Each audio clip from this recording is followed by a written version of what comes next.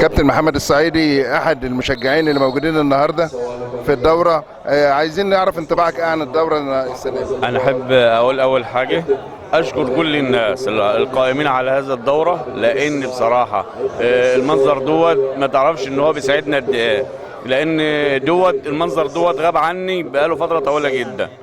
فأنا بحيي كل الناس اللي قاموا على هذه الدورة ديت، لأن عملوا حاجة أنا عن نفسي مبسوط منها جدا، ويا ريت اي حد يقدر يعمل الكلام ده يعمله، ومش لازم يكون متقبل اي اجر من خلاله، لان طبعا دي حاجه جميله جدا. لان المنظر ده نفسه اي حد يشوفه كده يتبسط بيه. التجمع ده جميل. انا عن نفسي كلاعب قبل كده